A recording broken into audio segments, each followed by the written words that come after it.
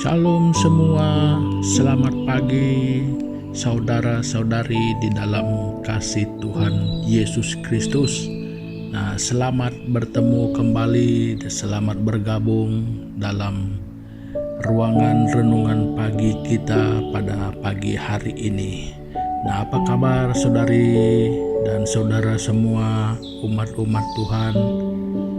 Jadi doa dan harapan kita supaya semua kita di dalam keadaan yang sehat dan baik-baik semua. Nah, jadi kita bersyukur, kita berterima kasih atas kesempatan yang Tuhan berikan kepada kita untuk kita dapat bersama-sama sekali lagi pada pagi hari ini di dalam ibadah kita. Jadi untuk itu saudara-saudari, saya ingin mengajak kita bersama datang kepada Tuhan di dalam doa kita bersama. Mari kita berdoa. Tuhan Bapa kami yang di surga, Bapa kami yang kami kenal di dalam nama Tuhan Yesus Kristus. Tuhan, kami mengucap syukur dan berterima kasih kepada Tuhan pada pagi hari ini karena Tuhan sudah melewati malam ini, menolong kami melewati malam ini dengan keadaan yang baik, dan kami dapat beristirahat dengan baik dan bangun pagi hari ini pun dengan keadaan yang baik. Jadi semua itu oleh karena kebaikan Tuhan pada kami. Jadi makanya pujian kami angkatkan padamu, terima kasih kami ucapkan kepadamu.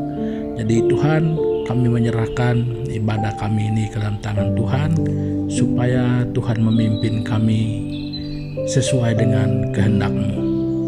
Terima kasih Bapa, kami berdoa dan mengucap syukur di dalam nama Tuhan Yesus Kristus. Amin. Nah, saudara-saudari, untuk melanjutkan ibadah kita pada pagi hari ini, mari kita bersama-sama dengan sukacita kita memuji dan memuliakan Tuhan kita dengan pujian dan penyembahan.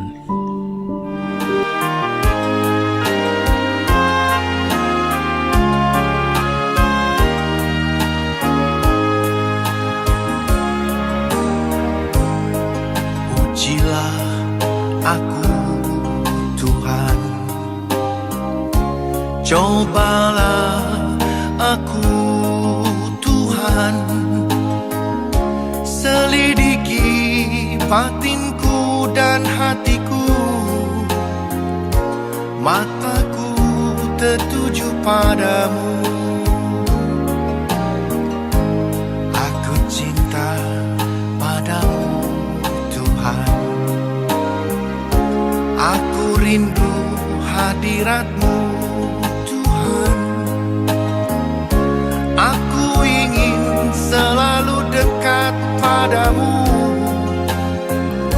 menikmati kehadiran-Mu. Ku nyanyi Hosana bagi Rajaku yang duduk di tahta.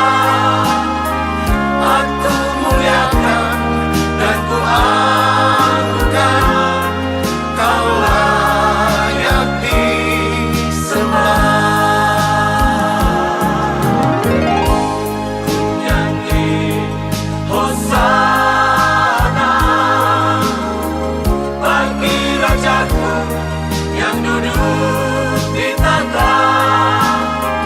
Aku muliakan dan ku agungkan, Kau layak disembah. Pujilah aku Tuhan, cobalah aku Tuhan, selidiki batinku dan hatiku, mataku tertuju padamu. Aku cinta padamu Tuhan,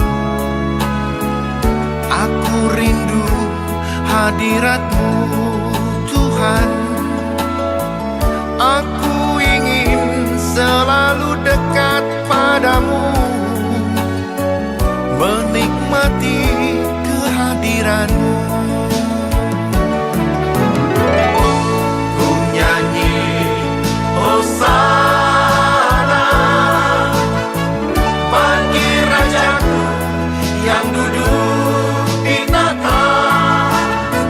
Aku muliakan dan ku agungkan, Kaulah yang disembah. Ku nyanyi Hosana bagi Rajaku yang duduk di tahta. Aku muliakan dan ku agungkan, Kaulah yang disembah. Kaulah yang disembah. Kaulah yang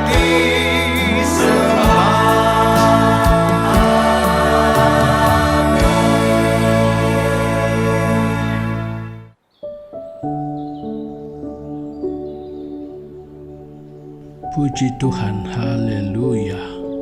Nah, saudara-saudari, mari kita membuka bersama Alkitab kita yang terdapat di dalam kitab Matius pasal yang ke-9. Kita membaca ayat yang pertama sampai ayat yang keempat. Begini bunyinya. Sesudah itu naiklah Yesus ke dalam perahu lalu menyeberang. Kemudian sampailah ia ke kotanya sendiri. Maka dibawa oranglah kepadanya seorang lumpuh yang terbaring di tempat tidurnya. Ketika Yesus melihat iman mereka, berkatalah ia kepada orang lumpuh itu, "Percayalah, hai anakku, dosamu sudah diampuni."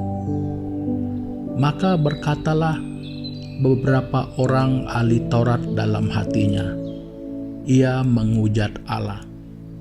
Tetapi Yesus mengetahui pikiran mereka, lalu berkata, "Mengapa kamu memikirkan hal-hal yang jahat di dalam hatimu?"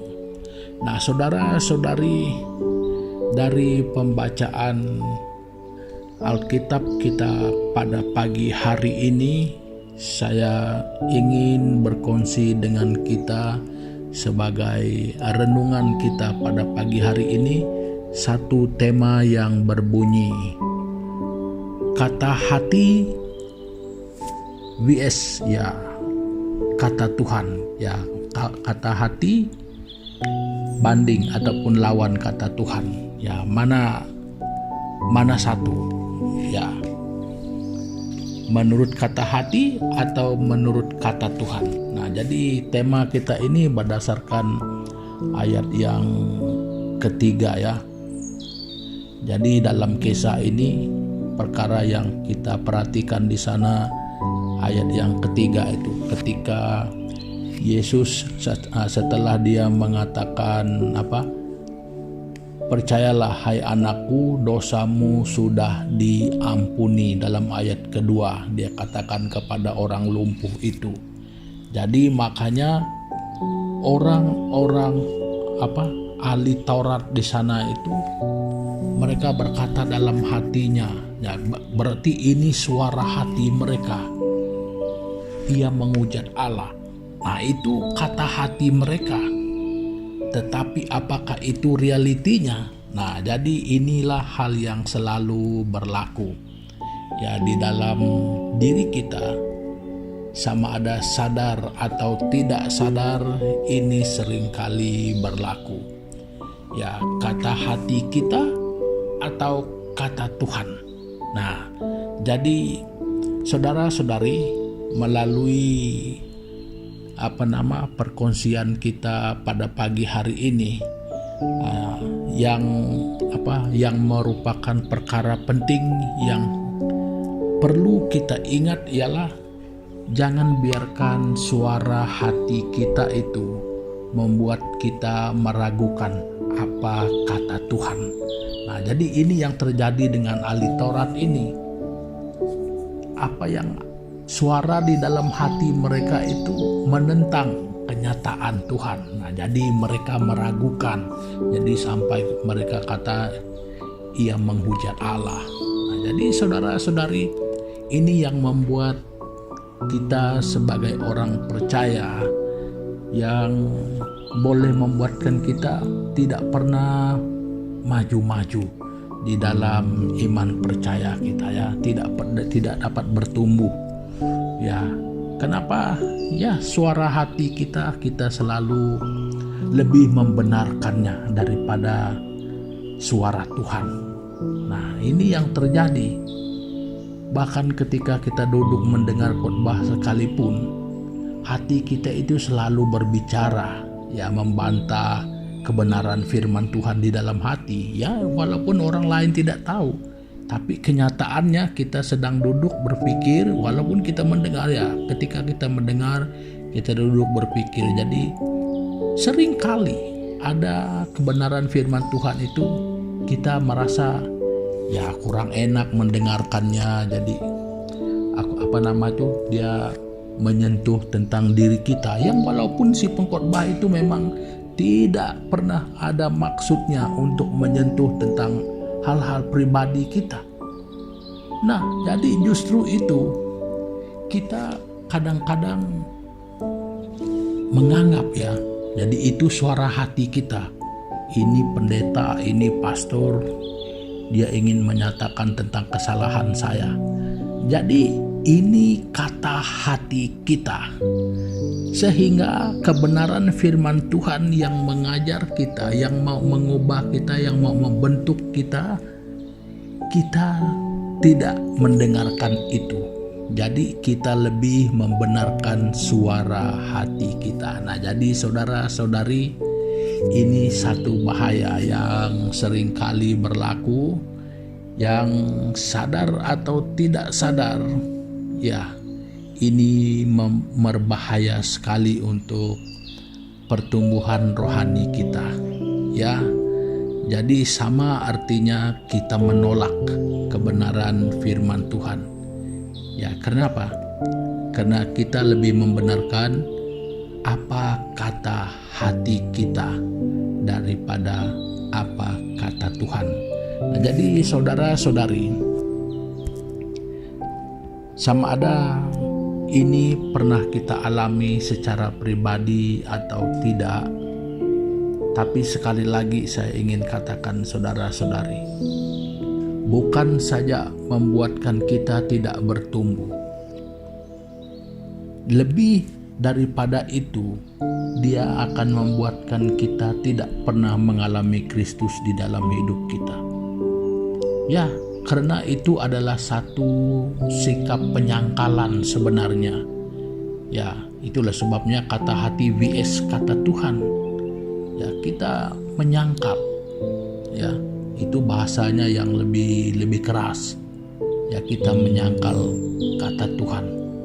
Nah, jadi kalau itu pernah berlaku di dalam kita, ya, mau tidak mau kita tergolong dalam kelompok sepertinya ahli Taurat ini.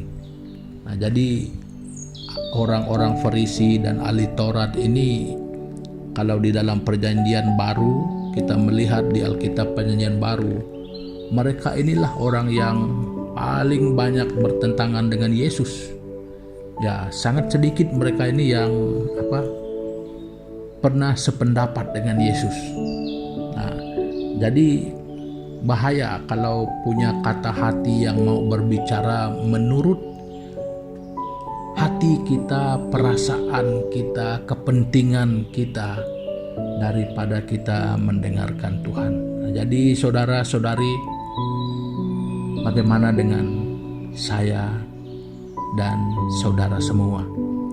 Nah, jadi ini berarti kalau kita pernah mengalami hal ini di dalam kehidupan kita secara pribadi, bersyukurlah pada pagi hari ini. bahwa Tuhan pada pagi hari ini mendatangi kita dengan firman-Nya kepada kita. Ini berarti Tuhan memberi kesempatan kita untuk berubah, untuk diubah, dan untuk datang lebih dekat kepada Tuhan, dan untuk mengalami pertumbuhan, untuk mengalami pembebasan daripada cengkaman akal pikiran kita sendiri yang mengikat kita, sehingga kita tidak dapat bertumbuh karena suara hati kita ini seringkali lebih kuat. Nah, akal pikiran kita itu seringkali mengongkong kita sehingga tidak dapat keluar dari pola pemikiran yang sedemikian rupa. Nah, jadi saudara-saudari, mari, inilah kesempatan bagi kita bersama untuk kita dapat lebih jelas dan lebih mendengarkan Tuhan daripada mendengarkan apa kata hati kita. Nah, saudara-saudari, itulah yang saya ingin kongsikan untuk kita bersama pada pagi hari ini.